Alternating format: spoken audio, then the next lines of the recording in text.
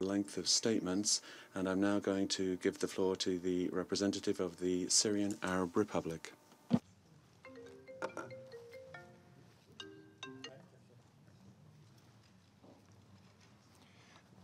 شكرا سيد الرئيس. سأعطي زملائي الذين يودون Thank you, Mr. President. I will give my colleagues who are about to leave the room some of my valuable time. They are afraid that I will win them in a battle of the arguments, and they do not want to hear any opposing opinions.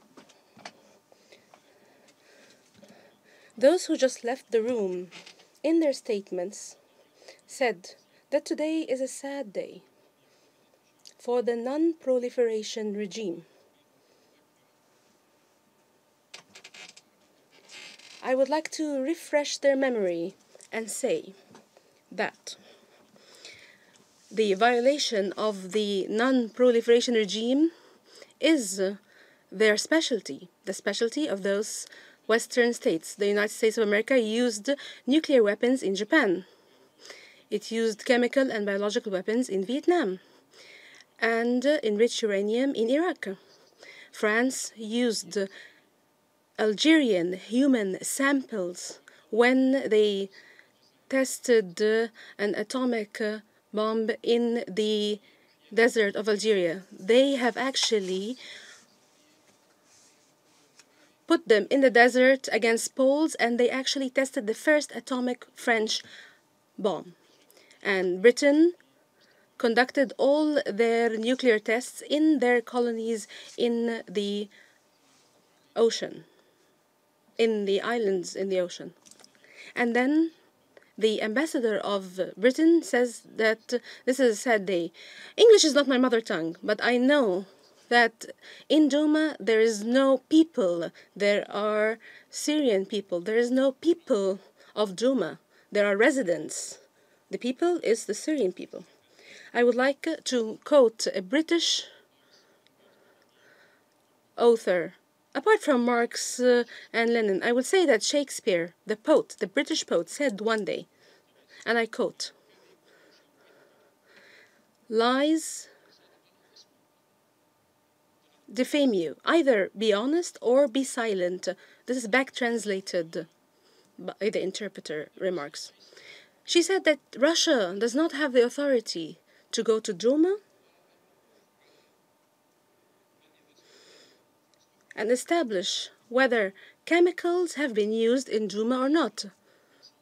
She said that this is not the authority of our Russian friends who are actually on the ground. It's not their purview to go to Douma and to actually examine the scene.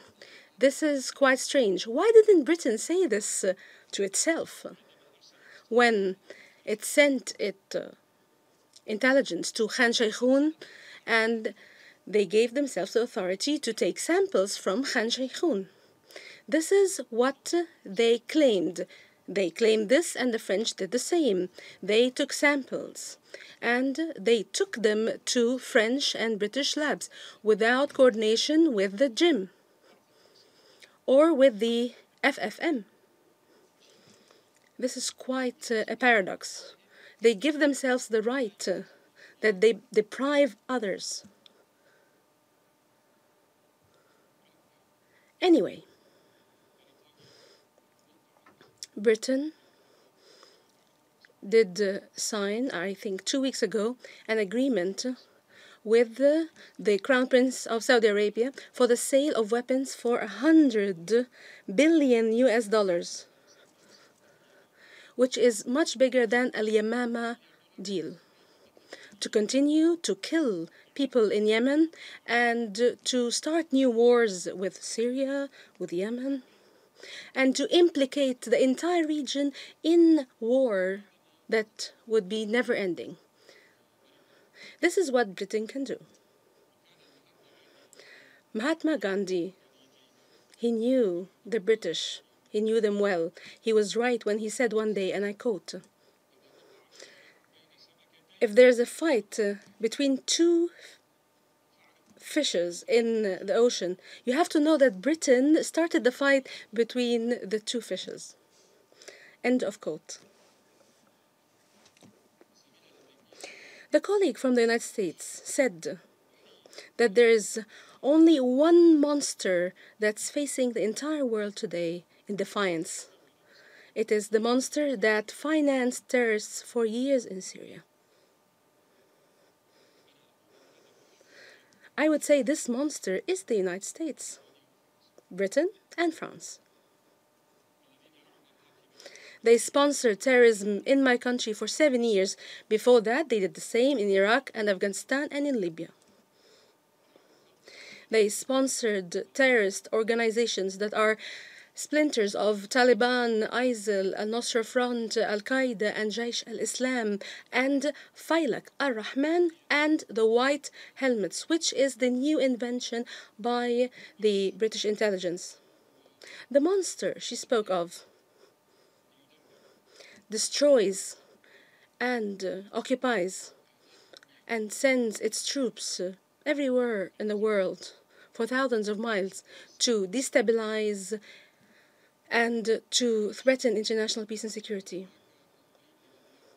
The monster is an American monster that so far refuses to destroy its chemical arsenal. The United States has refused and continues to refuse to destroy its arsenal, but they would lecture others and give sermons on the destruction of chemical weapons.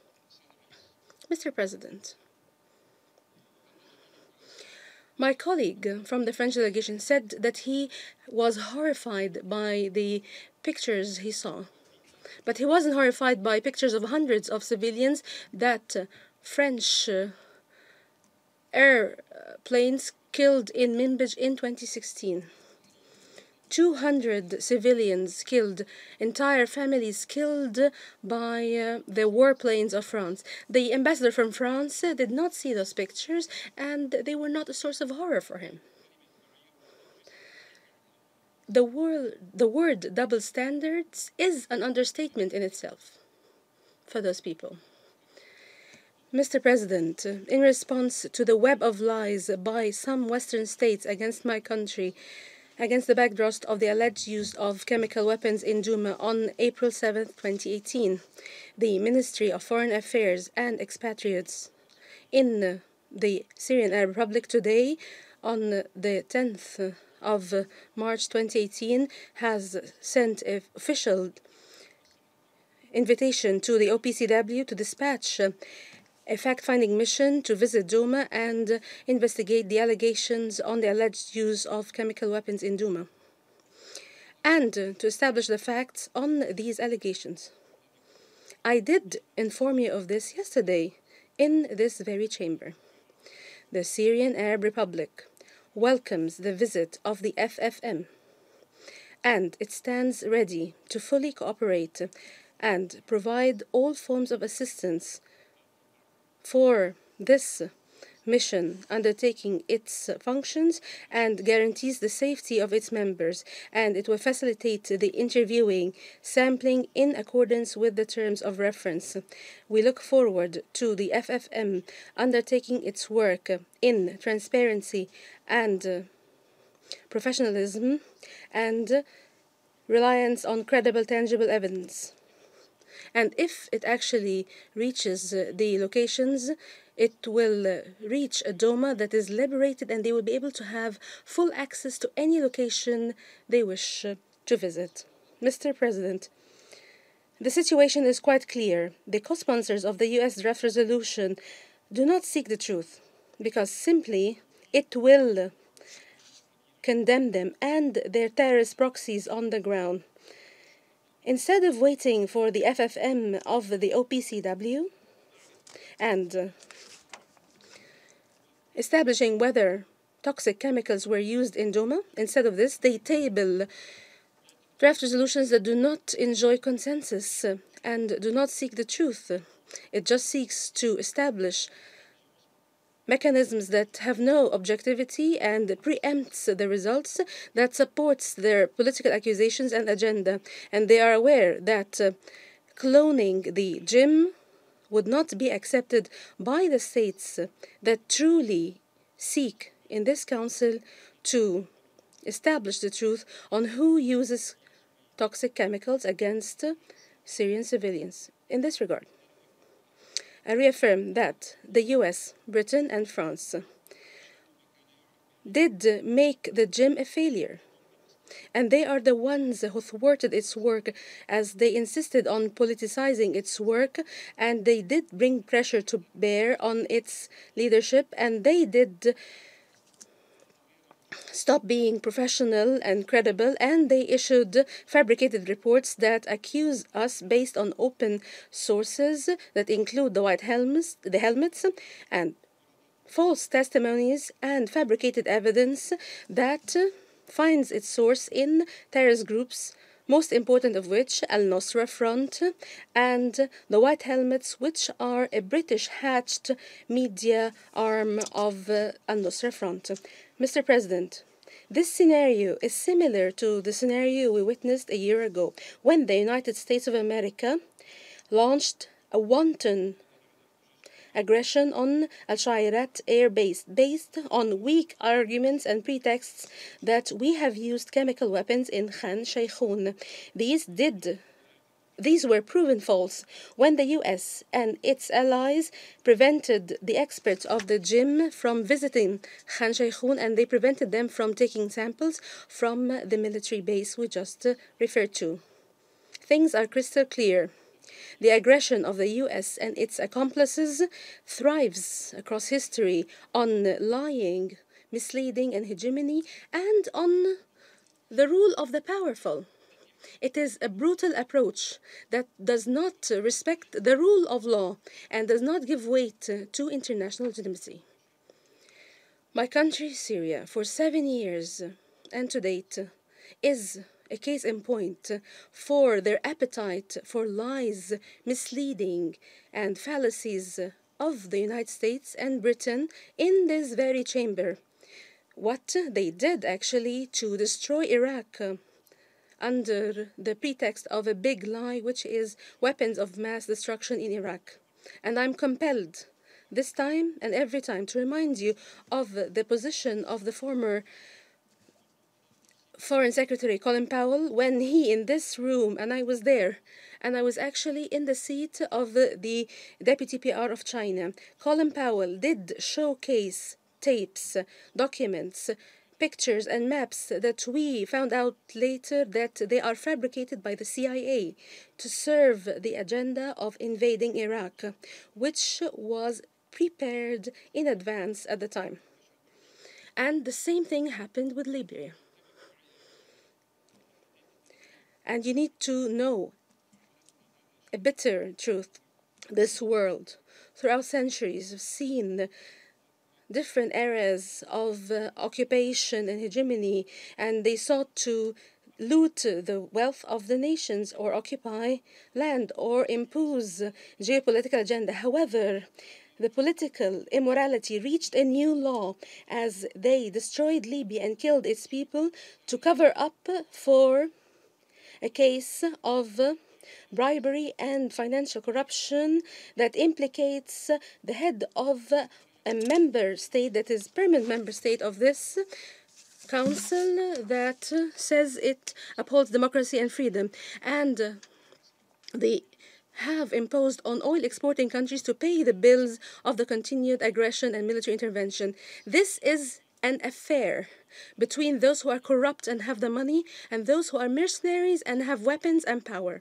Today, some permanent members are launching an aggression on countries with sovereignty just to cover up for their domestic crises and the conflict between their political elite. Mr. President, we in Syria, after 7 years of a filthy terrorist war that was imposed upon us, we believe that the choices are clear, and they are a big challenge on this council so that the Council would stand up against such lies and this political failure that the US, Britain, and France are trying to implicate the Council in and drag it towards it.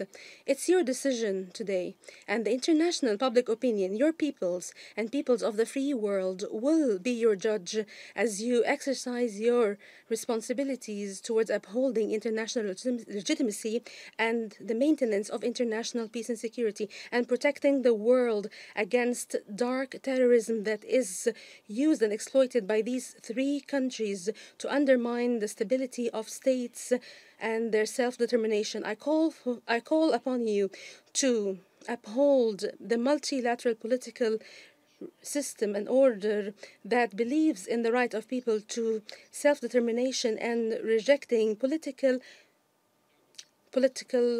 security and economic hegemony. The Syrian Arab Republic reiterates its condemnation in the strongest terms of any use of chemical weapons by any party under any circumstance and everywhere. We stand ready to cooperate with the OPCW to uncover the lies promoted by some Western parties to justify their aggression and in service of their political goals. We can see their ships in the Eastern Mediterranean, and they were waiting for the V2 to start their aggression. I would like to say to those Western parties, and they need to listen to me attentively, your threat of aggression, your maneuvers, your lies, your terrorism would never derail us as one of the founding states of this organization from exercising our right and fulfilling our duties in accordance with our national constitution and the charter to protect our sovereignty and territorial integrity and to fend off any aggression from any source. And we will not allow anyone, permanent member or non-permanent member, to do to us what they did to Iraq and Libya. I thank you, Mr. President. Representante de la República